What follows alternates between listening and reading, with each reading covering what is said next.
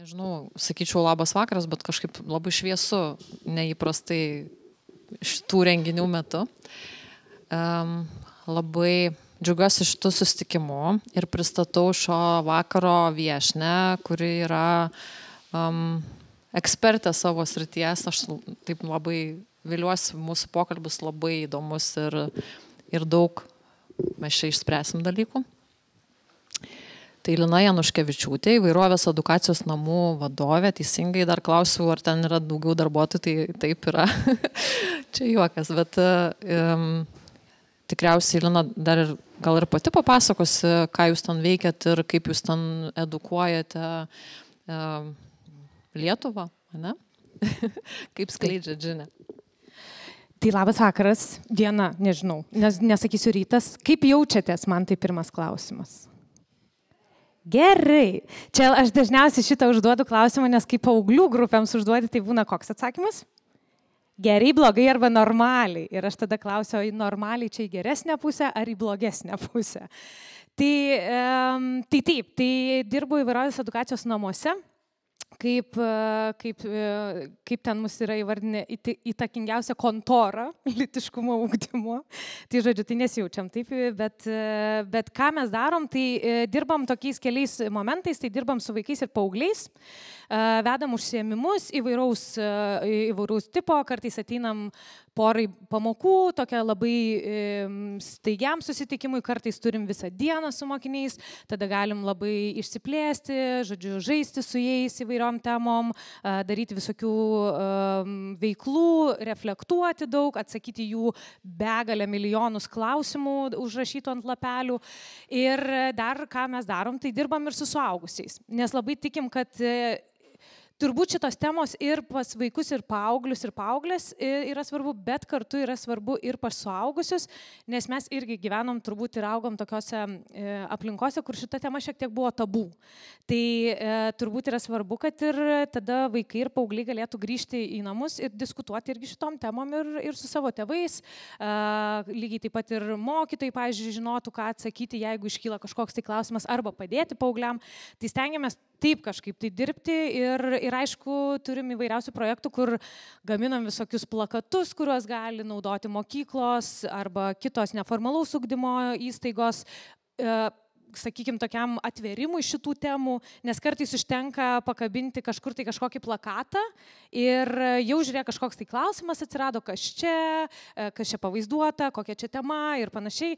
Tai stengiamės tokių duoti įrankių, kad galima būtų, žodžiu, su šitom temom šiek tiek ir pažaisti. Turim susikūrę, pavyzdžiui, lytiškumo ugdymo žaidimą stalo, kuris irgi padeda pedagogam, pavyzdžiui, kalbėtis apie, kartais irgi tokias sunkesnės temas su jaunais žmonėm. Tai veikiam labai daug, man atrodo, kai pradedu vardinti, tai atrodo, kad labai daug veikiam. Ir iš tiesų esat matomi ir tas, nežinau, gal man čia toks jausmas, nes aš pati kažkaip tai šitą temą įnėriau gal prieš kokius metus rimčiau, tai yra Herojos mokykloje pradėjom kalbėti lytiškumo temomis, lytinio, noriu tavęs paklausti iš karto, ne? Kad iš karto nusibrėžtumėm tas aiškumo ribas, kasgi ir kaip čia yra lytiškumas ir lytinis ugdymas, ne? Tai šiek tiek aiškumo, kaip čia atskirti, kas sukrenta į vieną pusę, kas į kitą visgi. Labai dažnai šitom temom, kai mes šnekam, labai norisi priešinti, kad, žodžiu, yra lytinis švietimas ir yra lytiškumo ugdymas. Ir jau čia vieni kažką tai daro, kiti kažką tai daro. Tai dažniausiai mes sakom, kad šitos savokos yra labai panašios arba integralios, sakykim, bet jeigu jau taip norisi atskirti ten ir kažkaip, tai mes dažnai sakom, kad lytinis švietimas yra labiau susikoncentravęs į brendimo temas, fiziologinės tokias, žodžiu, kas vyksta su kūnu, galbūt ten, pavyzdžiui, kai ateina klausimai apie intimų gyvenimą, įvairias apsaugos priemonės, žodžiu, kas yra tas intimus gyvenimas ir panašiai. Lytiškumo ugdymas iš esmės yra dar, taip aš sakau, toksai holistinis požiūris, nes žmogus nėra atskira būtybė fizinis kūnas ir tada emocinis kūnas, mes turim visą kūną. Tai vat būtent lytiškumo ugdymas yra ne tik tai apie tai, kas tai yra kažkokie dalykai, bet dar ir tai, kaip aš su tuo jaučiuosi. Pavyzdžiui, yra vienas dalykas, visi žinom turbūt, kad aš su savo kūnu esu, paauglystėje ateina klausimai, kas ten vyksta, kaip jie keičiasi ir panašiai, bet dar yra šalia ir visa ta labai plati tema, kaip aš su tuo jaučiuosi, kad mano kūnas kitoks, kad jisai keičiasi, kodėl dabar mano keičiasi kitaip negu mano draugo arba draugės, ką man dabar su tuo daryti, kas čia, jeigu man atsirado kažkas anksčiau, o ten kažkam vėliau, kaip aš su tuo jaučiuosi, nes čia visas tas vyksta ir mūsų labai galvoj. Ir lygiai taip pat yra tai, kad ir suaugusiems žmonėms lytiškumo ugdymas nesibaigia tik, kaip dažnai sako, nu čia paauglystės tokia tema, žodžiu, praeina paauglystė ir baigėsi. Dėja, galiu, nežinau, ar nuliūdinti, ar nuraminti, tai jinai nesibaigia tik tai su paauglystė, nes lygiai tą patį turi ir suaugę žmonės. Kaip aš jaučiuosi su savo kūnu, kaip aš jaučiuosi tada, kai man reikia persirengti sporto klube, kaip aš einu maudytis, kaip ten mano, žodžiu, kokius aš komentarus girdžiu iš kitų. Tai lygiai tos pačios temos eina ir suaugystėj. Tai va čia toksai, aš dažnai sakau, kad mes kažkaip turbūt neskirtumėm tų savokų, bet jeigu jau norisi, tai aš daugiau sakau, kad lytiškumo ugdymas apima tokį holistinį tą. Nes dar ateina ir temos apie aplinkos įtaką mano savęs suvokimui, tai visas tas pasaulis, kuris yra be galo platus. Tai kaip ir platesnė tema, aš kaip suprantu, taip, tai apima ir tą lytinį švietimą ir visas kitos netgi tapatumo, aš kaip suprantu, klausimus tai apima. Visko. Tai jaustis patogiai savo kūne yra, ko gero, svarbiausia šios dienos tema. Tai yra ir leisti kitam jaustis patogiai ten, kur jisai savyje, ir aplink save tą ribą brėžia, yra svarbu.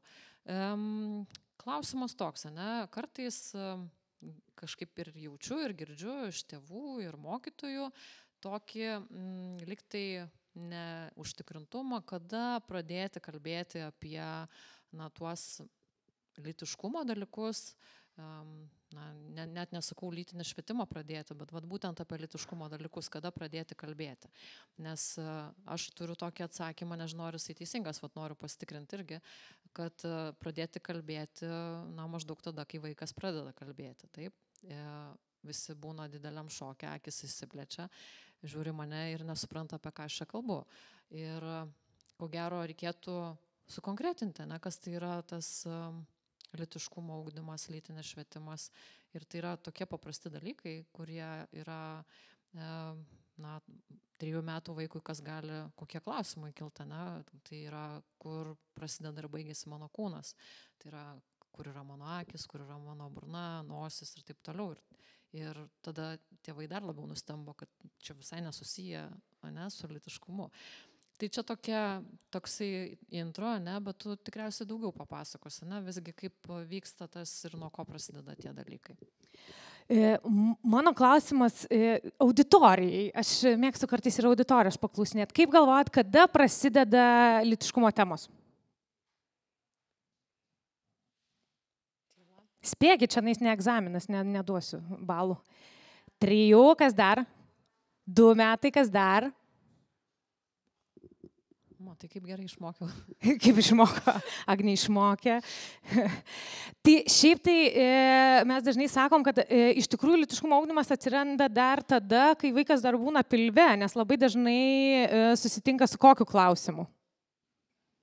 Ką turėsi, mergaitę arba berniuką, ar ne? Ir čia jau irgi prasideda mūsų klausimai ir su tuo, ir va čia, ar ne? Ir tas tęsiasi lygiai taip pat, kai gimsta vaikas. Čia, kai tu sakai, kada reikia kalbėtis, tai jeigu mes norim kažkokiu atsakymu, tai turbūt tada, kai pradeda ir vaikas kalbėti. Bet jeigu nenorim atsakymų, tai aš dažnai sakau, kad netgi ir su kūdikiais mes galim jau pradėti tą patį lytiškumo ugdymą labai paprastu būdu. Keičiant sauskelnes, pasakyti vaikui, kad aš keičiu tau sauskelnes. Ir dabar pakeisiu. Tai nereiškia, kad vaikas supranta, ką aš sakau, ir tai nereiškia, kad dabar kažkaip tai jau va čia padarėm ir galvom, padariau, viskas užtenka, užsidėjau paukščiuką, tai ne, tai nereiškia, bet tokiu būdu labai paprastu vienu sakiniu mes jau po truputį vaiką mokom apie jo ribas.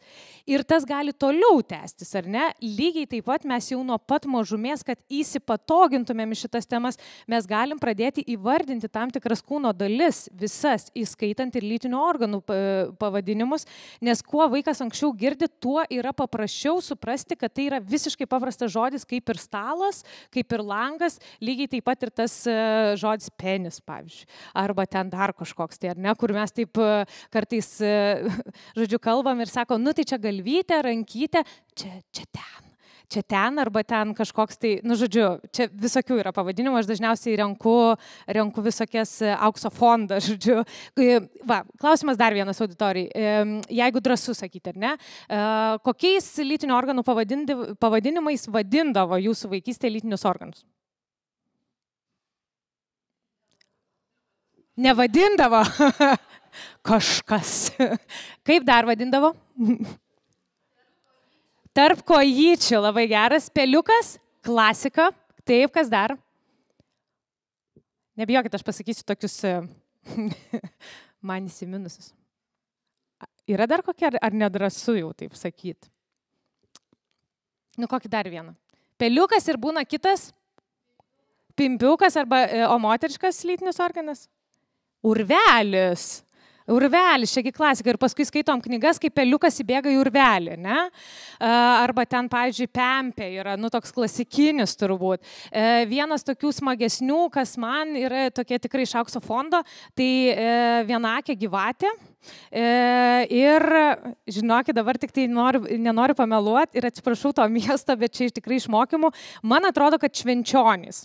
Ir aš per mokymus taip sakau, ta prasme švenčionys, sakau, ką čia reiškia? Nu, sako, ten pagal žemėlapį kažkaip ten, žodžiu, susidaro, kad moteriški lytiniai organai.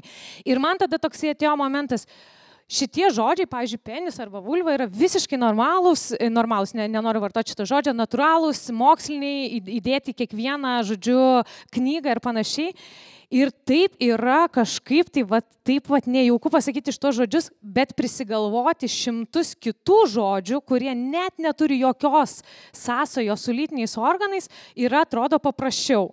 Tai netgi ir tokiu būdu, net, aš dažnai sakau, net ir pradėjau nuo to, kad ne tik tai vaikam ir paaugliam, bet ir suaugusiem yra tas, kaip įsipatoginti šitas temas. Tai visiškai nuo pat mažumės. Ir tada prasideda, ar ne, auga vaikas, atsiranda ten, pavyzdžiui, 2-3 metai, pradeda kalbėti, visada atsiranda tas klausimas, a kas čia? Ne? A kodėl čia pas mane kitaip negu pas tave? Ar pas mane irgi taip pat užaugs, o ar neužaugs? Ir žodžiu, ir visi tie patys klausimai, nes vaikas mato ir kyla labai natūralūs klausimai, nes jam arba jai yra įdomu. Tiesiog. Tai lygiai taip pat ar neatsiranda privatumo klausimas, kada vaikas eina, pavyzdžiui, ant puoduko reikalų ar ne ir sako, aš noriu vienas arba viena. Tada tėvai sako, ne. Žodžiu, ne. Tai ir nu, va tokie labai paprasti dalykai, arba sako, okei, būnam kartu, bet, žodžiu, aš tave paliksiu, uždarykim duris, tada aš ateisiu patikrinti, nu, žodžiu, tokiu būdu mes mokom šiek tiek ribų, ne? Ribos, saugumas, kas gali liesti ir kas negali, apatinių drabužėlių taisyklė, ar ne, kurios, pavyzdžiui, kūno vietos nėra liečiamos, neturi būti liečiamos, tai va šitos temos ateina, nu, taip tam tarpe nuo 2 iki 5 metų, ar ne? Tai vėlgi, tai nesakau, reiškia, kad jeigu mes vaikam vieną kartą pasakėm, vaikas supranta viską ir jam viskas aišku, nebūtinai. Gali būti, kad mes kartosim 100 kartų ir kartosim tiesiog, nes taip yra, ar ne? Ir kartosim, kol vaikas kažkaip tai atsimins, paskui paauglys atsimins arba paauglė, tada suaugęs žmogus atsimins. Paskui apie 4-5 atsiranda klausimai, kas ten pilve, kaip atsirado, kas ten auga, kaip vaikai gimsta, tada dar viena ateina šokas tėvam, nes kartais sako, ką čia dabar man pasakyti? Ir tada sakau, o tai ką sakot? Ir tada sako, nu, aš čia pradėjau nuo Adomo ir Ievos kalbėti, žodžiu, kaip ten pasidaro viskas ir taip toliau. Ir sakau, o nebuvo taip, kad vaikas ten jau Lego nubėgo žaisti, nes realiai vaikas kažko paklausė, vienu atsakymu galima atsakyti ir viskas. Užtenka tokie klausia.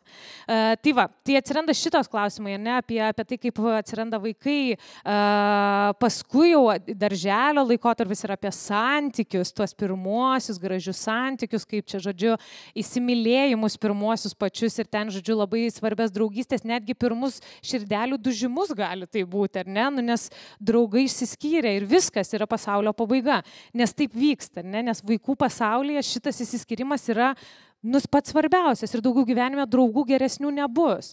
Ir visokių kitokių. Nu ir paskui auga tos temos kartu su vaikais. Galima, aš irgi paklausiu, pakelkit rankas, kas vedės ir tekėjo darželėje, nes aš tai tikrai galiu pakelt ranką. Aš turėjau vyrą, arba bent jau taip galvojau, kad turiu vyrą visam gyvenimui ir su juo pragyvensiu visą likusi, turėsiu ten vaikų ir taip toliau. Man taip atrodė. Tai buvo pakankamai rimta ir matyt, tada ir buvo laikas, ne, su manim apie tai kalbėti, kas tai yra santykiai ir paprastai, ne, kažkaip tai. Bet yra kitas niuansas čia visame tame, ne, tame įvardinime teisingai lytinių organų. Tai, na, aš turiu tokį kitą dar darbo priedo prie herojaus ir ten ne visai gražus dalykai, vyksta ten policija ir ten vaikai paprastai būna nukentėję nuo visokių negerų dėdžių ir tatų. Ir būtent tenai aš dažnai girdžiu, kai dalyvauju nepilnamečių apklausose, kad būtent neįvardinimas teisingai lytinių organų arba veiksmų nuveda vaiką į pasaką, kuri toli gražu iki pasakos, jinai nėra pasaka, jinai yra baisybės. Ir va čia tėvai pralaimi. Aš nenoriu gąsdinti, ta prasme, visai nenorėčiau dabar paversti šito mūsų susitikimo kažkokio tėvų gąsdinimo, bet mano galva, kad tai turėtų būti vienas iš dalykų, dėl ko yra labai svarbu vaikui žinoti ir pažinti save ir žinoti pavadinimus labai tikslius savo lytinių organų ir kaip ir sakei, žinotų tą maudimuko taisyklę, tai yra kiek jisai kam gali nusirengti ir na, kas galėtų paprašyti jo nusirengti ir kam visiškai nedera to daryti. Na, tai yra visokie svetimi dėdės. Ir po to mes jau kalbam ir apie internetą, ne? Tai čia sekantis etapas, jeigu dabar tu, man atrodo, iki kažkur 7 metų palėtė, ne, tą amžiaus tarpsnį, tai toliau mesgi kalbam apie saugų internetą, kiek tenai galima, kokių nuotraukų, ar galima siūsti, ne, rodyti ir taip toliau. Tai tas lytinis švietimas, jisai dar iki kalbėjimo apie lytinius santykius, tai yra dar toli, ne? Oi, čia šviesmečiai. Tai palyginus, kiek mes turim padirbėti iki, na, tarkim, 10 vaiko metų. Ne? Taip. Man atrodo, tas slaptumas, pavyzdžiui, apie tą patį kūną, aš dažnai įsivaizduoju taip, kad vaikas dažnai auga toksai kūnas ir čia gyvūnas kažkoks atsiranda, arba maisto ten kažkoks tai dalykas. Ir tu jau iš karto savo galvoj kuri tokį įvaizdį, kad apie čia gali kalbėtis, bet čia kažkas yra gėdingo, nešvaraus, nefaino ir panašiai. Ir tai nereiškia, kad dabar tu turi eiti ir visiems pasakoti apie savo kūną, čia ne apie tai. Čia apie tai yra, kad jeigu, pavyzdžiui, tau skauda, kažkas yra nemalonu, tu gali greičiau ateiti pagalbos, paprašyti ir tiksliai įvardinti ir tas sumažina ir laiko tarpą, kada tu gauni. Ir kitas dalykas, tau negėda pasakyti.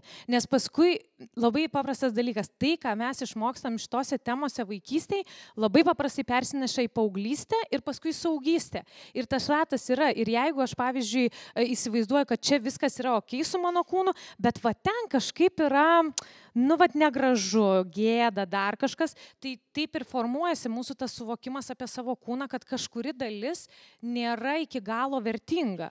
Bet yra labai svarbu vaikams sakyti, kad visas tavo kūnas yra vertingas ir svarbus, kad ir koks jisai bebūtų, jisai yra labai svarbus ir mums jį reikia prižiūrėti. Ir vėliau irgi lygiai taip pat atsiranda paauglystė, ar ne, kai bręsta, pavyzdžiui, jauni žmonės.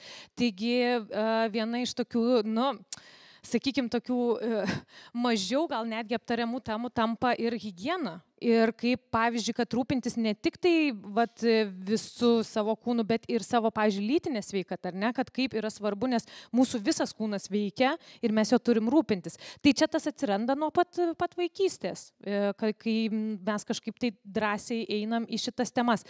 Labai svarbu tas, kad dažnai tėvai išsigąsta, kad aš dabar kažką blogo padarysiu vaikui, jeigu kažkaip tai vat kažką pasakysiu. Tai man noris visada sakyti, vaikas nemato kūno kaip kažkokio seksualizuoto dalyko. Jisai mato kūną, kaip įrankį, kuris padeda valgyti, eiti, nežinau, atsikelti iš lovos, žiūrėti televizorių, ten, nežinau, žaisti kamuoliu, šokinėti ir panašiai. Ir tos visi kūno dalys yra tiesiog kūno dalys. Tiesiog. Jos neturi dar jokios kitos reikšmės, kokias jau turi suaugusiems žmonėms. Tai va čia tas, man atrodo, svarbu suprasti, kad vaikams tai yra visiškai toks labai paprastas dalykas. Ar gali tai būti, nes man tokia liktai kaip ir jausmas toks nekyla, kad mūsų kažkokie tai neišsiaiškinti dalykai arba tokie pergyvenimai, persikelia į tą, kai mes esame mama ar tėtis ir į tą mūsų pokalbį su vaiku apie lytiškumą, būtent va tada išryškėja, kad mes turim kažkokių neatsakytų klausimų, kažkokių gėdos jausmų, kažkokių kalties galbūt jausmų. Tai, taip jau čia kalbant apie psichologiją, tarkim apie tuos savo neįvardintus dalykus.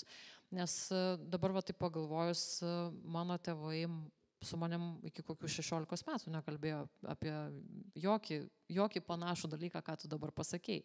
Tai nekalbant apie įvardinimą ir apskritai apie higieną, aš sužinojau, nežinau net iš kur, nes interneto irgi nelabai buvo. Tokio, kaip mes dabar jį galim vaikam suteikti, vadinkim.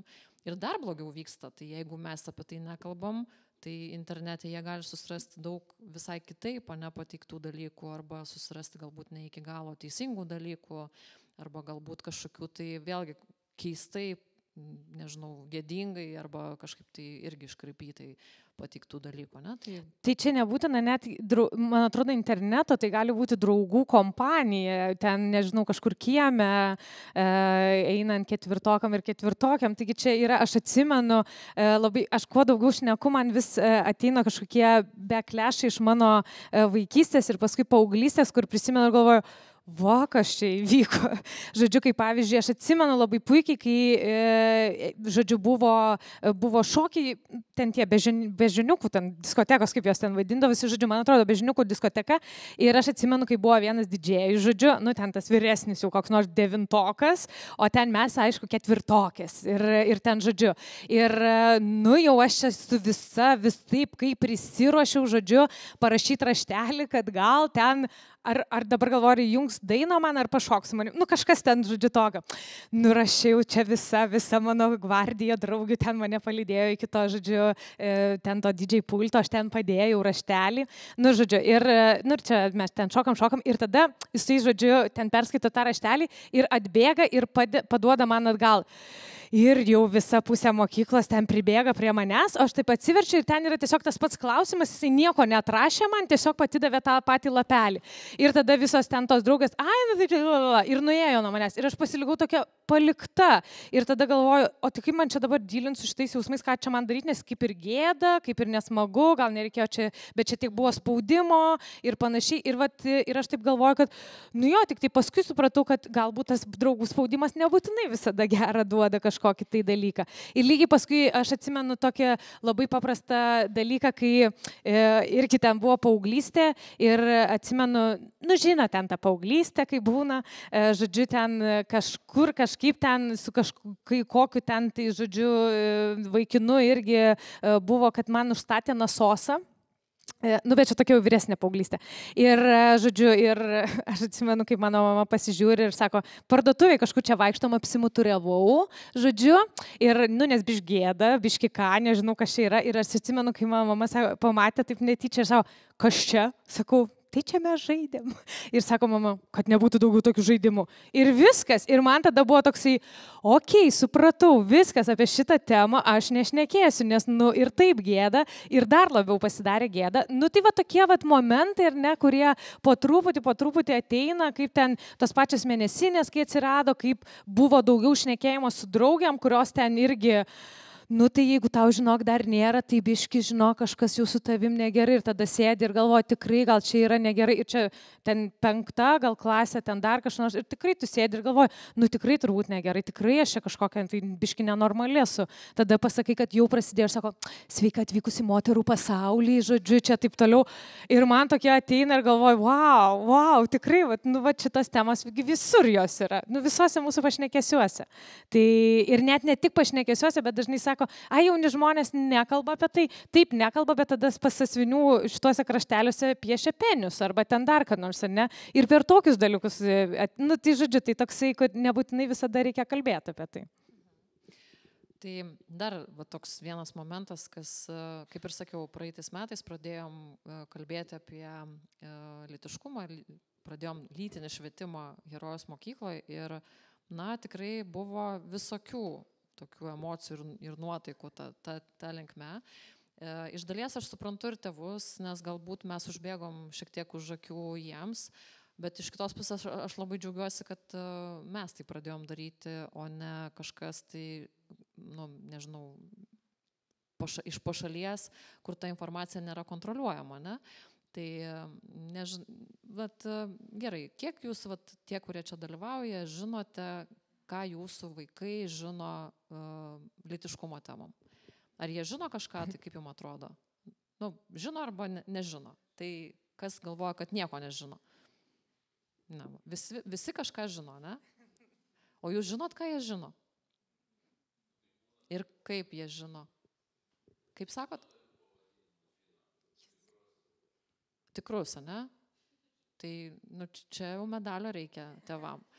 Nes iš tiesų tai praeitais metais aš pati išdrįsau surengti tokį seminarą, labai savo moksliškai, atsiprašau, Lina, bet paklausiau, ar jūs žinot, kaip vadinasi moteriškas lytinis organas? Nesulaukiau teisingo atsakymo. Tai nereiškia, kad jūs kalti dėl kažko, tai reiškia, kad tiesiog visuomenė mūsų daugumoje nežino pavadinimo ir tai reiškia, kad mes juos turim sužinoti kažkada, tai ne? Geriau šiandien negu rytoj, ne? Tai ir apie vaikus mes kažkaip tai nuojautomis gyvenam. Jaučiu, kad gal jam dar neįdomu, ne? Arba jaučiu, kad jau jisai kažką tai žino, bet paklausti vaiko, ne? Arba kalbėti su juo kažkokį, kad ir žiūrint filmą, žmonės bučiuojasi, ne? Mes žiūrim filmą ir tylim, žiūrėdami, visi romantiškai, ir vaikas šalia tyli. Ir tai jaučiasi tokia įtampa, taip, kur ten žiūri galvoja. Paklausti nieko, ne? Ten saksi.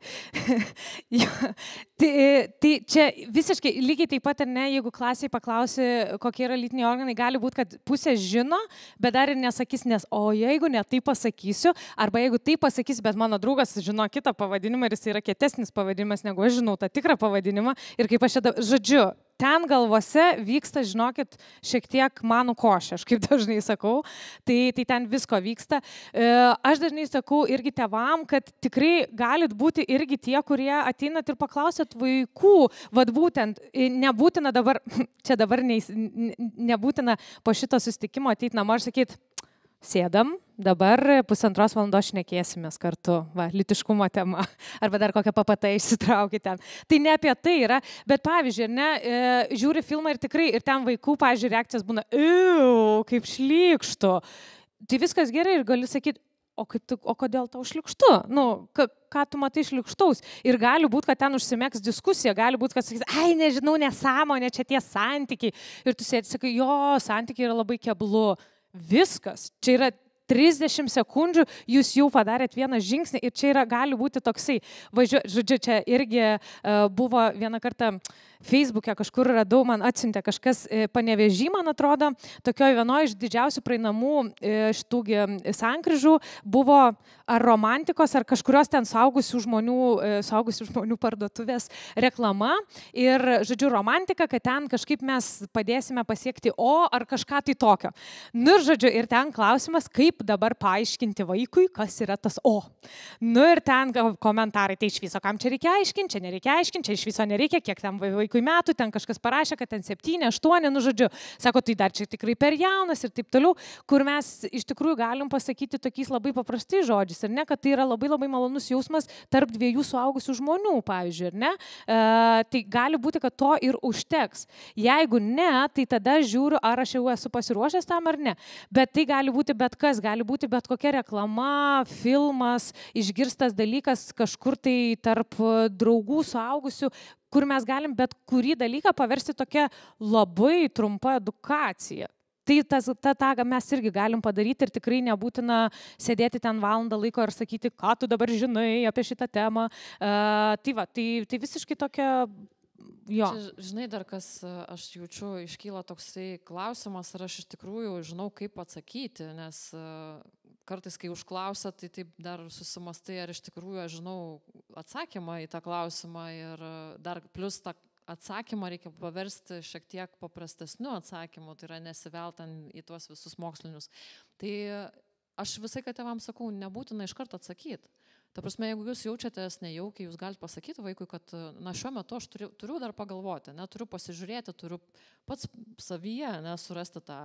Nes daugeliu atveju mes patys nežinome, kaip mes jaučiamės tam tikrais klausimais. Tai įvairios temos gali būti susijusios su lytiškumu, į kurias mes dar iki šiol, būdami 30-40 metų, tiesiog savo neatsakėm. Ką mes galvojam apie tai? Ir kaip mes tada galim kalbėti su vaikais, jeigu mes patys nesame tikri dėl to, ką mes patys galvojam, ne? Aš dažniausiai sakau tokį tips and tricks, paklauskit, ką jau žino. Nes tai labai irgi rodo, kur galime tą diskusiją eiti tolyn. Tai čia irgi toks labai, man atrodo, paprastas dalykas, ką jau vaikas žino, iš kur šitas klausimas kilo. Nes tai duoda ir laiko pagalvoti, ką aš galiu atsakyti, ir lygiai taip pat pasižiūrėti, apie ką šita tema yra. Nes ten kai kurios temos gali būti visiškai kelių prasmių ir tada galiu pradėti šnekėti apie vieno, o ten vaikas visiškai kito klausia. Tai čia toks irgi labai paprastas dalykas gali būti. Pagalba mum turbūt. Dar pastebėjau tokį momentą, kad vaikai kartais užsifiksuoja ties tam tikromis temomis, kurias, išgirsta arba pajaučia jų aplinkoje. Tai mano pačios variantas buvo, kaip mano vaikas užsifiksavo ties gimdymu ir nėštumu. Jam nežinau, kas buvo, bet jam reikėjo išsiaiškinti nuo iki, kaip tai vyksta. Ir man buvo, tiesą sakant, labai toks dilema, kiek daug jam pasakoti. Ir kaip aš išsprendžiu, aš pradėjau nuo labai paprastų dalykų ir žiūrėjau, kiek jisai giliai toliau eis. Tai yra, kiek jisai dar klausinės manęs tą temą ir mes tikrai labai toli nuėjom, nes kažkodėl tai atsitiko, kad yra natūralus gimdymas, yra Cezario gimdymas, tada, o kaip aš gimiau, tai ten, žodžiu, taip, o tada parodyk man, kaip tai vyksta, žodžiu, kaip ten kas darosi. Buvo sudėtingas laikotarpis, aš labai džiaugiuosi, kad jisai baigėsi ir kad dabar jau visai kitos temos, nes iš tiesų aš jaučiu tos tėvus, kuriem reikia kalbėti ir ne tik tai, kad mes ir neturim tų tokių kartais žinių medicininių praktiškai, nes tai yra sudėtingi klausimai, bet kartais ir nesinori tos galvelės, apkrauti ten bereikalingais visokiais terminais ir dalykais. Ir dar kai tu pagalvoji, kad jisai grįž į klasę, pavyzdžiui, ir papasako savo klasiokam ir dar pasakys, kad man mama pasakojo. Turint omeny, kad aš čia dirbau dar plus, tai bus labai negerai, nes tada gausis, kad ta žinutė sklinda, jinai greitai labai rutuliojasi. Tuo pačiu noriu dar vieną temą, kad kai pradėjom tėvam kalbėti, kad visgi kalbam Herojaus mokykloje apie lytiškumą, tai tas buvo nepasitikėjimas, o ką mes sakom, tai yra kas ištransliuojama ir aš labai suprantu. Tai yra, būdama mama ar ten būdamas tėtis, ko gero, man būtų įdomu iš viso, kas vyksta mokykloje, kiek jie toli jau nuėjo, kiek man reikia pasivyti arba kur aš dar galėčiau padopulėti. Kaip tu matai tą momentą, kad visgi ar reikėtų suvienodinti tuos matymus, arba kai tu įsivaizduoju dabar matematikos kokia tema, sudėtis ir atimtis. Ir aš tėvams sakau, žinokit, mes dabar mokome sudėti ir atimti, tikrai ne visi žinote, ką veikia vaikai ten matematikoje, arba ten lietuvių kalboje, arba kokius skaito knygas, gal po kiek laiko mes tai sužinom. Tai kaip su šitu dalyku? Tai yra labai intimu, tos temos yra labai ir nuo šeimos, tradicijų galbūt, priklausančios, nežinau, kas ten dar gali įeiti, kaip tu manai? Aš visada sakau, kad lytiškumo ugdymas prasideda šeimoje. Jis ir turėtų prasidėti ir jisai prasideda visada šeimoje. Kartais būna tam tikras tarpas, kai galbūt daugiau dėmesio ir tos galios vaiko arba paskui jau paauglio gyvenime ir paauglės gyvenime duoda draugai negu tėvai.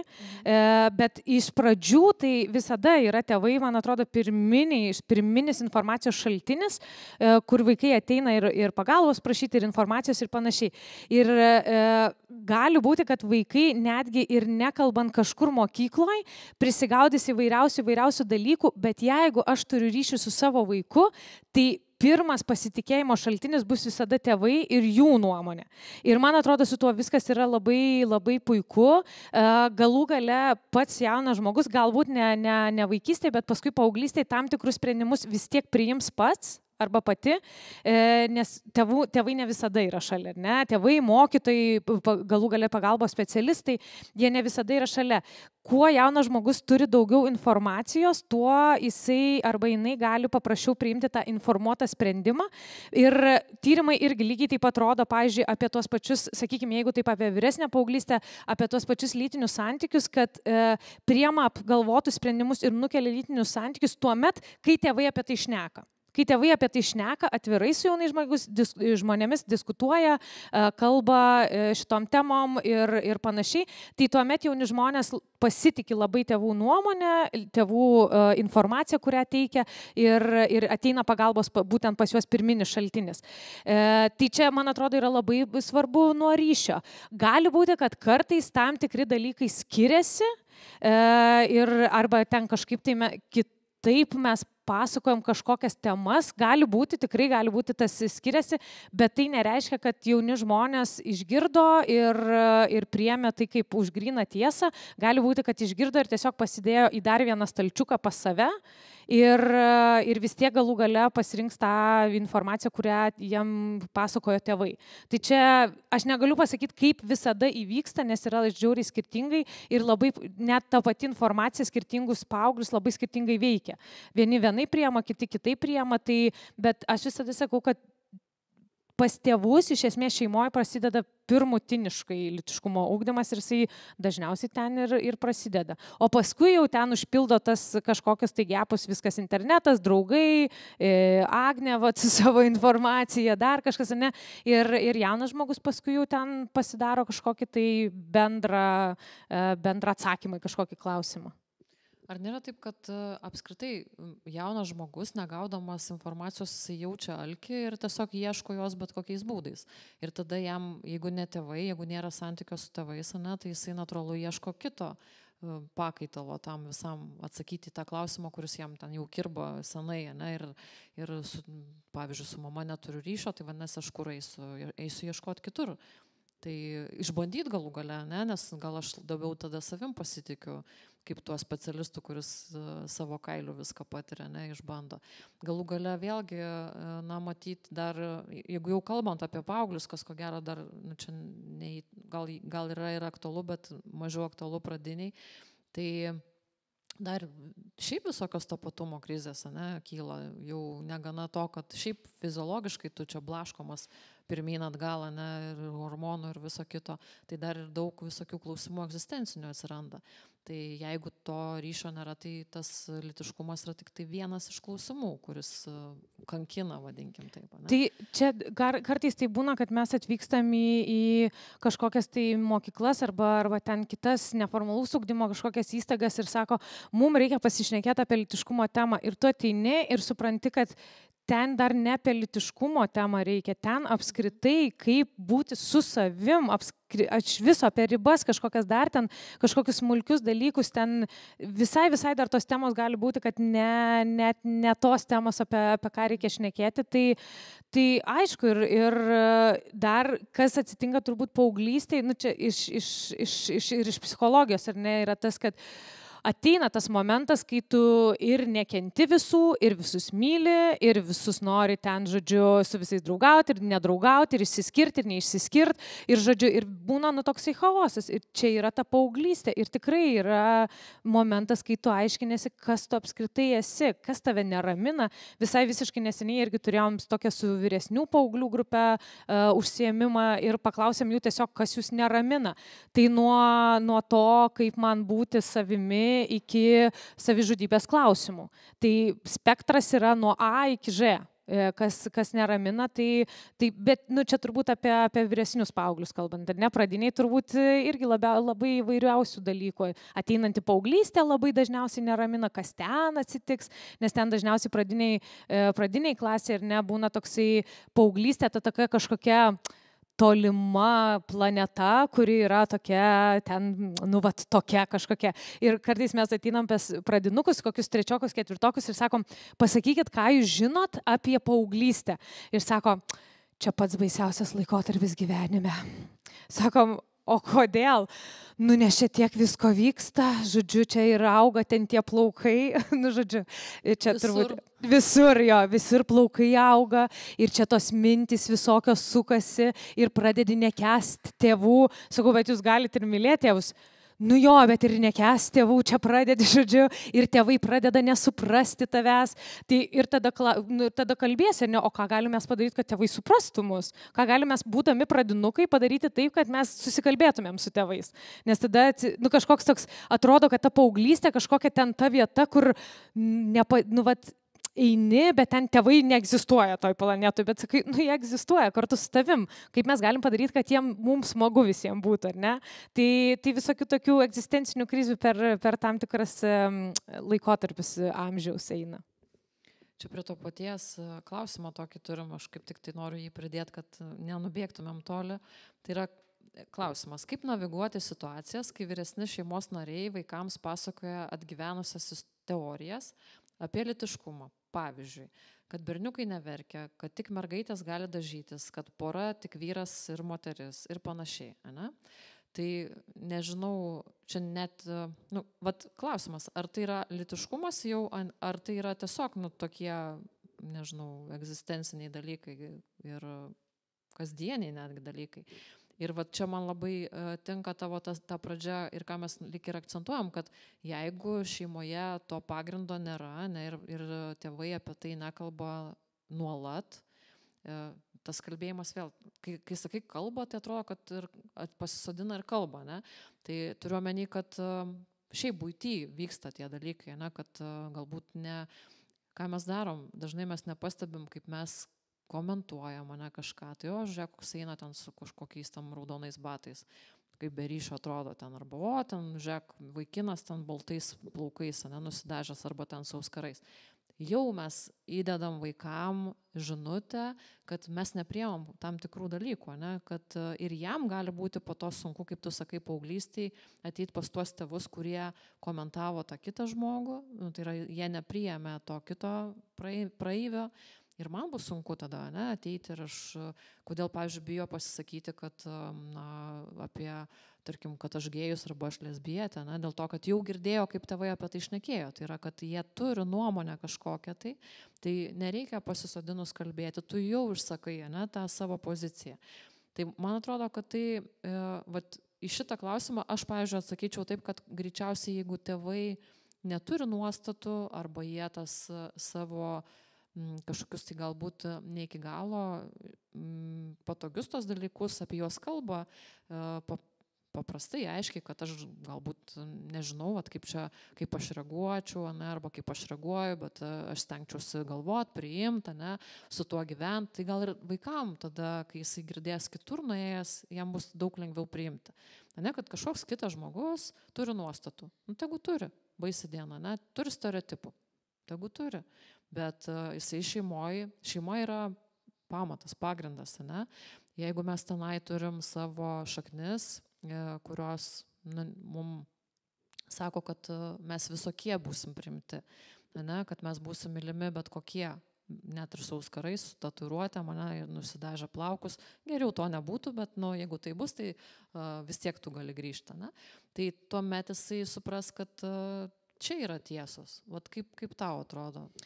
Aš visada sakau, nesvarbu su kuo dirbu, ar su tėvais, ar su pedagogais, aš visada sakau, vaikai ir paaugliai yra kempinės.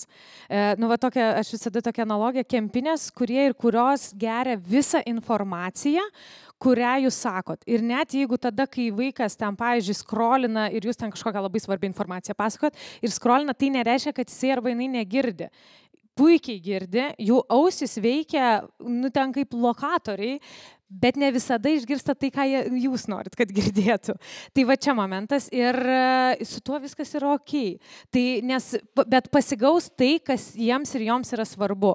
Ir jeigu mes ten, nebūtinai, nes čia dažnai atrodo, kad žmonės iš va, tokios piktos valios čia kažką pasakoja, bet ne, bet tiesiog kažkada netyčia pasakėm, kad ai, nu čia biški su gandralizdžiu, va tavo klasiokas yra. ir viskas, ir tas yra užsifiksuoja, nes čia yra surezonuoja. Pagauna dažniausiai tą, kas tuo metu rezonuoja. Ir jeigu, pavyzdžiui, labai paprasti dalykai, jeigu mes kalbam ir kažkokiu būdu sakom, ai čia vieni normalūs, kiti nenormalūs, tai nesvarbu, kas bus pasakyta dar tame tarpe, bet šitą vat, mes ir pagausim. Kodėl? Todėl, kas rezonuoja ir tada aš save įsidedu arba į normalių dėžutę, arba į nenormalių dėžutę. Ir labai paprastai, ne? Arba ten, pavyzdžiui, tai čia pažiūrėjo kokia, atsiprašau už tokius žodžius, bet žodžiu, tai čia pažiūrėjo kokia čia stora va šita, va, ten, blablabla, ir tada aš nueinu nuo to. Ir iš karto, ypatingai, kai tai yra paauglystė, kai tai yra apie savo kūną, dar ne viskas aišku. Ir kai aš girdžiu šitą žodį, ai, nu čia va tokia, va, aš pasižiūrėsiu dar ir save, ar aš netokia esu ir ar aš tikrai ne ten, ir ne. Tai čianais kaip naviguoti tuos klausimus, nes buvo klausimas, kaip naviguoti. Tai pirmas dalykas, aš visada sakau, pažiūrėkite, kiek turit jėgų tame naviguotis, nes kartais tokios navigacijos labai išsunkia ir neturim jėgų, tai aš dažnai sakau, geriau pasilikit, kaip prieš tai kalbėjom su kažkuo, tai sakau, kad pasilikit jėgų geriau savo, kad būtumėte tas saugus suaugęs žmogus, pas kurį jūsų vaikas ateis vat, paramos ir palaikymo ir galima visada pasakyti, žiūrėk, kiti žmonės turi vienokias nuomonės, mūsų šeimoje, mūsų vertybės kažkokios yra tokios, ar ne?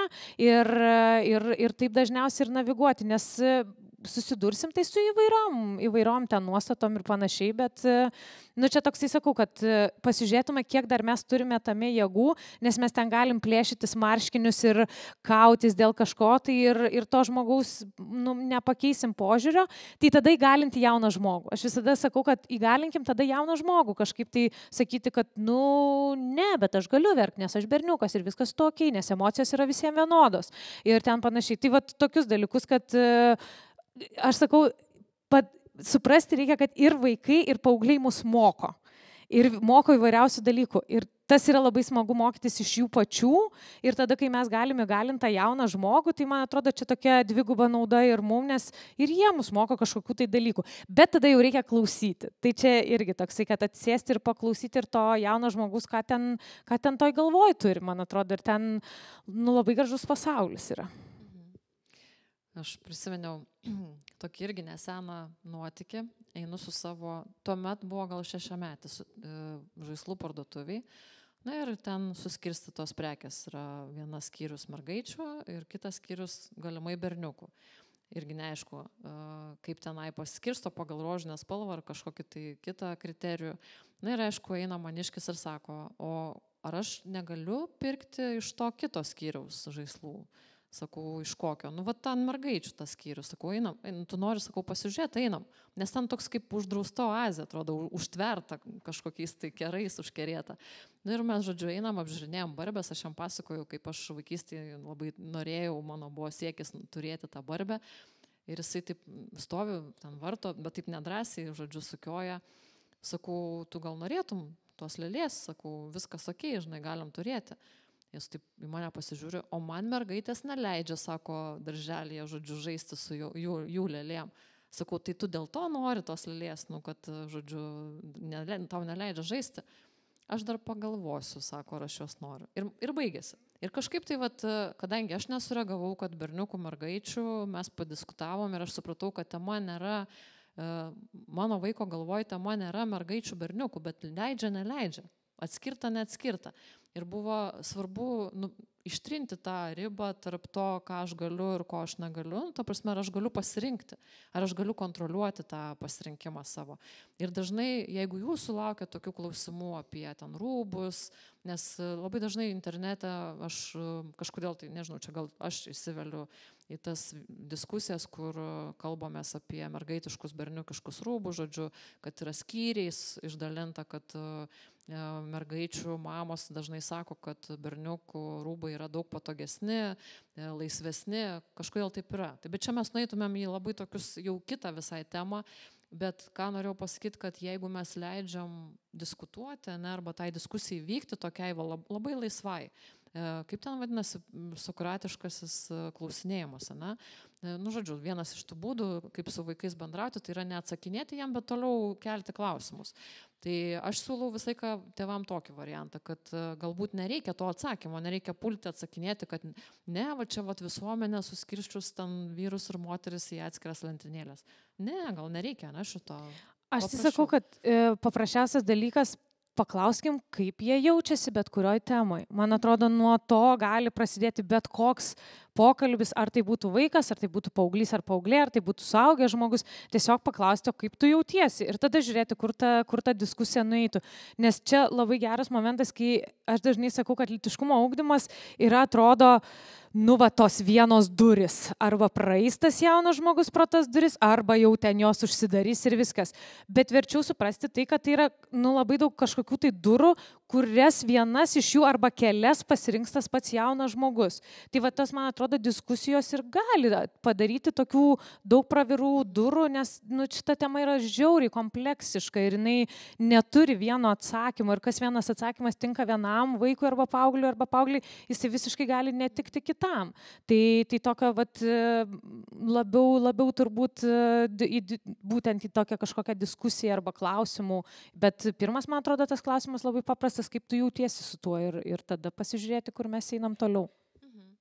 Gal net čia vieta pasakyti, kad nebūtinai jis pasirinkti turi čia ir dabar, ne, tas duris. Ta prasme, jis gali atrasti tą laiką, kada jis nori to pasirinkimo. Tai matyti irgi.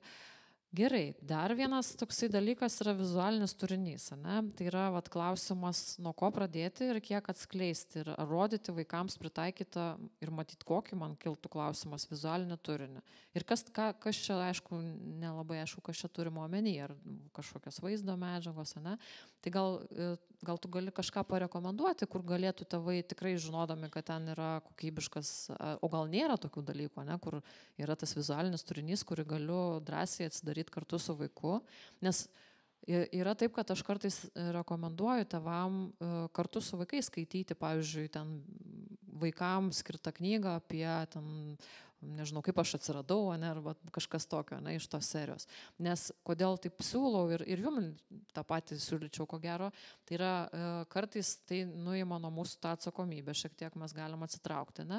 Iš kitos pusės mes turim dalyvauti tame, nes vaikas gali klausti mūsų, tai mes kaip ir liekam kartu su vaiku, skaitydami tą knygą apie, tarkim, tą, kad yra atsiradimą, ne, vaikų, ar ten, kuo skiriasi berniukai nuo mergaičių, ar kažkas panašaus.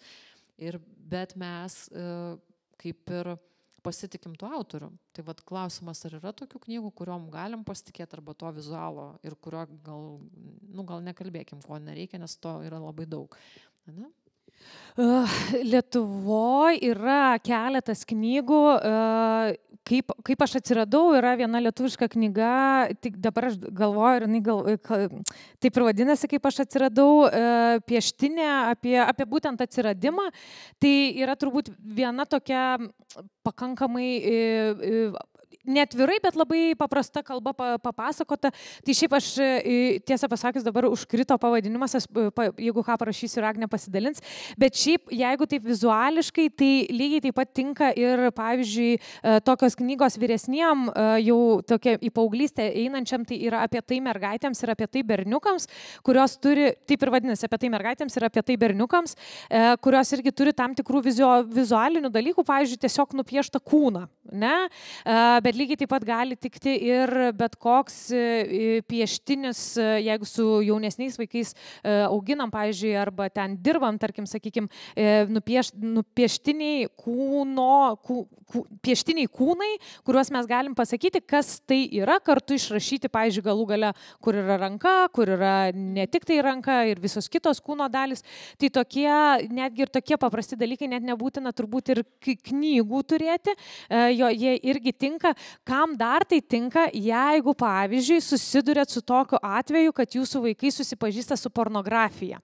Nes esu turėjus savo darbo patirtį ir kad, pavyzdžiui, metų vaiko tėvai parašė tiesiog, ką daryti, nes mes užtikom žiūrint pornografinį vaizdą, nes pornografiją dabar rasti yra lengviau negu mokslinį straipsnį. Tai nes dar už mokslinį straipsnį reikia susimokėti, o čianais gali 2 paspaudimais, ne tą įrašai ir tau išmeta visą, ką nori. Tai va tokiu atveju tada paprašiau paaiškinti, kad žiūrėk, tai, ką matai, yra šiaip nerealybė, mes dabar galim prisėsti ir kas tau nėra aišku, aš norėčiau tau paaiškinti geriau, ar ne? Pavyzdžiui, kaip tu jautėsi, kai tu pažiūrėjai, čia dar vienas dalykas yra, o paskui jau pasakyti, kad ką aš galiu tau atsakyti, kas tau įdomu, kodėl tau susidomėjai šituo vaizdu.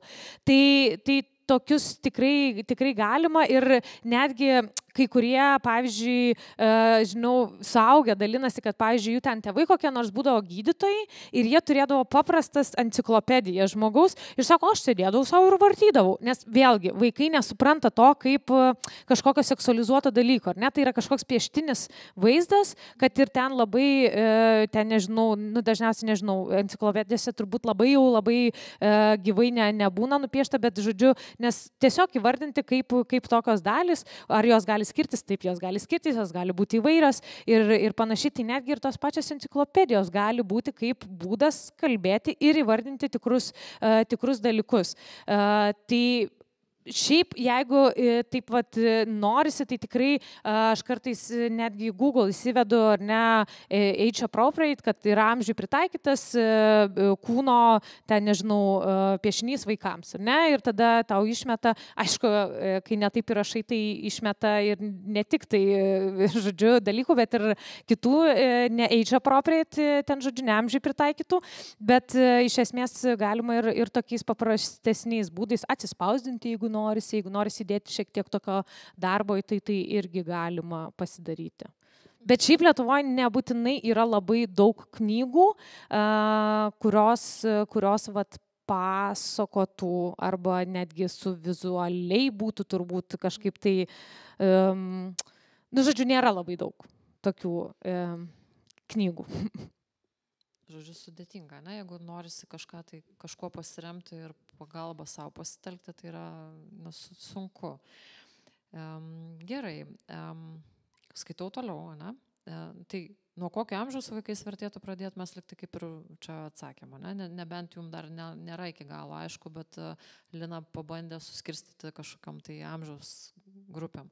Tiesą sakant, dabar tu mane išmušė iš vėžių ir aš vis galvoju apie tą pornografiją ir kaip aš kalbėčiau su vaiku ir man vis tiek nėra iki galo aišku, viskas aišku su jausmais, ne? Tai ką tu jautėjai, kaip tu jautiesi, ne? Po to, kai tu pasižiūrėjai, kokius tau jausmus sukilo, bet ten gali dar visokių klausimų kilti ir klausimas vėl tada, matyti tėvam, nežinau, jūs gal nesusidūrė su tuo, kad jūsų vaikai užmatė kažkur tai dalykų, kurie galbūt jūs nenorėtumėt, kad taip įvyktų, bet gali kitų dalykų kilti, ar tai yra, ką tas dėdė darė su ta teta, ne? Arba ką tetos darė kartu, kodėl. Ne? Vat aš čia galvoju, čia kyla mums tokių nepatogių dalykų, tai kaip mums čia sureaguoti, ne? Arba čia sakyti, kad čia taip negalima. Ir prie to paties, aš noriu grįžti prie tos temos, kad dažnai tėvai klausia, kaip vaiką atgrasyti nuo lytinių santykių. Ir nes, atgrasytai turiu omeny, kad iki tam tikro amžiaus, ne, tu čia šipsaisi, dabar aš supratau, ką aš pasakiau.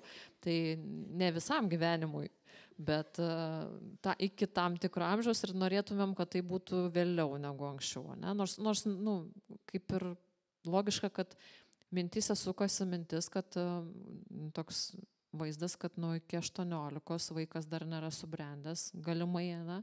Nes visur teisės aktai taip sako. Ir gal čia kažkaip pasivadovauti tuo, kad įstatymai draudžia Lietuvoje, ne, tai daryti gal, nežinau. Duok tipsą kokį nors tėvam, nes jiem tikrai, rūpi šitas dalykas, ne, rūpi. Aš esu tas žmogus, kuris sako, kad draudimai neveikia, veikia diskusija, nes draudimai, jauni žmonės turi begalės draudimų, kurie vienu momentu pradeda būti kaip zyzimas į ausį, kurio tu tiesiog nebegirdi. Ir dar vienas dalykas yra tai, kad atsiranda toks, draudi, ne? Tai pabandysim dabar tavo ribas biškiuką. Tai draudimai dažniausiai jie neveikia, aš manau visada ir aš esu šalininkė tos diskusijos apie ką yra pavyzdžiui, apskritai intimus gyvenimas, nes būtent ką sudaro pornografija, tai, kad tai yra kažkoks tai, nu dabar kaip įsivaizduojam, čia aš neklausiu, kas žiūrėjo pornografijos, bet ar ne, kaip, ten sakykime, ne, aš sėdžiu ant sofos, pasibeldžia į duris, atidarau ir ten santechnikas arba santechnikė ir važiuojam, jau čia, žodžiu, viskas vyksta. Ar taip realiam gyvenime vyksta? Nu, norėčiau sakyti, dažniausiai ne, ar ne? Nu, gal ten 1 į 100 kartų pas kažką tai galbūt, bet šiaip realiam gyvenime taip dažniausiai nevyksta. Ir tada, vat būtent yra klausimas, apie ką tas yra intimus santykis. Pirmas tai dalykas, tai nėra tik lytiniai santykiai, nes intimus santykis nėra tik tai. Tai yra žiauriai intimus dalykai, tai gali būti labai intimus bučinys su tavo partneriu ar partnerė, tai gali būti labai intimus apsikabinimas, šnabždant gražius romantinius žodžius. Ir va čia momentas yra, kada mes galim paaiškinti jauniems žmonėm, kad su kokiu tu žmogum nori tai daryti, ar ne? Kas yra tas žmogus? Ar tu pasitiki tuo žmogum? Ar tu matai, kad tas žmogus su tavimi yra ne tik tai dėl na, sakykime, lytinių santykių, bet yra ir dar dėl labai gilesnių dalykų. Tai nereiškia, kad jauni žmonės sakys, jo, čia viskas okei, tai gyvenam realybėj, bet mes galim apie tai šnekėtis, kad galėtų pradėti galvoti apie tai, kas man yra tas intimus santykis, kas apskritai tam jaunam žmogui intimus santykis yra. Nes mes matom ne tik tai pornografiją, bet paprastus serialus ir filmus, kur pirmas pasimatymas baigėsi kur? Egzaminas jum. Kur baigėsi? Netflix and chill, va, Netflix and chill. Bet kartais gali tas pirmas pasimatymas tiesiog baigtis, iš tikrųjų Netflix and chill, kur mes tiesiog atsisėdam su popcornais ir pažiūrim Netflix ir išeinam namo. Bet mes tą matom ir serialus, ir filmuose, ir tai žiauriai ten romantiškai ir taip toliau. Ir tada gali kilti irgi labai didelis nusivylimas, o tai jeigu taip nesibaigs, žodžiu, bla, bla, bla, bla. Tai vat už tai tas toksai bandymas kalbėtis, kas tas yra tau yra intimus santykis, su kokiu žmogumi, kad tai neturėtų būti galios santykis, kad niekas tavęs neturi versti to daryti. Nes šiaip apskritai ne tik Lietuvoje, bet ir taip, sakykime, Europos Sąjungoje, pasaulyje, šiaip paaugliai pradeda dažniausiai lytinius santykius apie 15-16 metus. Tai nereiškia, kad tai yra masė. Tai nereiškia, kad tai yra masė, yra dalis, kurie kartais pradeda lytinius santykius. Ir iš tos dalies, dar dalis juos pradeda ne todėl, kad jau galvoja, kad yra pasiruošę arba pasiruošusios, bet dėl to, kad, pavyzdžiui, buvo spaudžiamas arba spaudžiami, dėl to, kad kažkas sumanipuliavo ir sakė, kad jeigu tu su manim nepasimylėsi, tai aš visai klasiai pasakysiu, kokie arba koks tu esi, arba ten, nežinau, aš atsiunčiau kažkokią foto tau, tai jeigu tu su kažko su manim nepadarysi, tai aš išsiųsiu visą nuotrauką, žodžiu, visai klasė ir panašiai, tai noras tai tikrai, kad tas, vat, būtent tas intimus santykis būtų su, nu, vat, tuo labai, nu, tuo pačiu pačiausiu, ar ne? Tuo pačiu pačiausiu, kuris man reiškia labai daug, kuriam aš reiškiu labai daug, kuris arba kuri ten, tarkim, nežinau, nepasakys visai klasiai, ką mes, žodžiu, padarėm kartu. Ir aš dažnai sakau jauniems žmonėms, viskas yra okei, jeigu ir po 18 metų jūs neturite lytinių santykių, pavyzdžiui, nes irgi dar vienas toksai, ką mes uždedam šituo, kad yra 18 metų ir, nu, vat jau viskas, jeigu 18 neturi, tai kažkaip čia kažkas su tavim negerai. Viskas yra su tuo gerai. Ir studentų metais kažkas pradeda savo lytinį gyvenimą ir su tuo viskas yra okei, ten nereikia turėti kažkokio tai spaudimo. Tai man atrodo, kad tą tokį kritinį mąstymą apie tai, kad suprasti, nu, vat, kam aš ruošiuosi, ar ne? Nes man atrodo, kad žiauriai būtų faina, jeigu tie jauni žmonės tą intimų gyvenimą su savim neštųsi tokį, kokį noriu ir prisiminti ir suaugus, o ne tą, kurį aš noriu ištrinti iš savo gyvenimo ir daugiau neprisiminti niekada gyvenime. Tai tikrai tas atgrasimas, kad, nu, pavyzdžiui, man dažnai sako, tai jeigu jūs pašnekėsite apie lytinius santykius, nes mes dažniausiai, kai kalbam apie intimų gyvenimo pradžią, mes sakom, žiauriai ilgas yra laiko, žodžiu, ilgas kelias, yra žiauriai daug dalykų, ką reikia žinoti, apskritai suprasti, kokia yra mano riba, kas man patinka ir nepatinka. Gal man, pavyzdžiui, net nepatinka kaip man glosto nugarą ir aš negaliu to pasakyti savo ten partneriu ar partnerė, ne, su kuriuo mes ten arba su kuria mes draugavom 3 mėnesius. Ar aš galėsiu tada pasakyti, kad aš nenoriu, pavyzdžiui, turėti lytinių santykių? Ar negaliu, nes jeigu tokio dalyko aš negaliu pasakyti ir dar nesu pasiruošus pasakyti, tai dar turbūt toli gražu mano tas intimus pasaulis. Arba aš dažnai sakau jauniems žmonėms, jeigu jums kelia juoką lytinių organų pavadinimai, tai žinokit, iki intimaus gyvenimo jums dar toli gražu, nes ten paskui jau prisideda dar kiti klausimai. Tai tas atgrasimas irgi, tai aš ateinu ir sakau, yra žiauriai ilgas kelias ir tada jie sako, biški ilgokai reikia laukti, sakau, tai sako, gerai, gal dar biški palauksim, žodžiu. Tai o tas, jeigu pasakysi tu, kad negalima, tai gerai, bet tada man tai, pavyzdžiui, būtų, jeigu aš būčiau paauglė, sakyčiau, o kodėl? O kodėl negalima? O tai kas gali man uždrausti ar ne? Be jokios refleksijos. Tai čia turbūt yra tas, blogesnis variantas, jau geriau tegu šiek tiek sureflektuoja, apie ką yra tas intimus santykis, nes tai yra daug giliau negu tik tai lytiniai santykiai, tai yra didelis pasaulis. Ir tie jauni žmonės, man atrodo, aš visada jauniems žmonėms sakau, yra begalė daugybė dalykų dar patirti paauglystėj, kurių tu paskui suaugystėj nebepatirsi, ne? Galų gale ten, nežinau, tas pats pirmas bučinys, irgi žiauriai intimus dalykas, ar ne? Pirmas bučinys, gražus pirmas bučinys yra dar intimesnis dalykas, ar ne? Ir paskui, kur tu gali sakyti, kad čia prie Kauno upė, žodžiu, čia prie Akropolio, mes čia pasibučiavom ir kaip gražu. Tai yra tokių labai daug įvairiausių dalykų. Arba pavyzdžiui, kaip patirti tą gražią draugystę su savo draugais, ką tai reiškia. Ir aš visada sakau, kad yra dar tokių labai daug visokių pirmų kartų, kur mes galim dar paauglystėj patirti, kur paskui užaugam ir tada sakai, jau suaugau, nebepatirsiu. Ir gali būti, kad tas intimus gyvenimas, gali dar šiek tiek palaukti, kol ateis tas momentas, kai tikrai faina bus.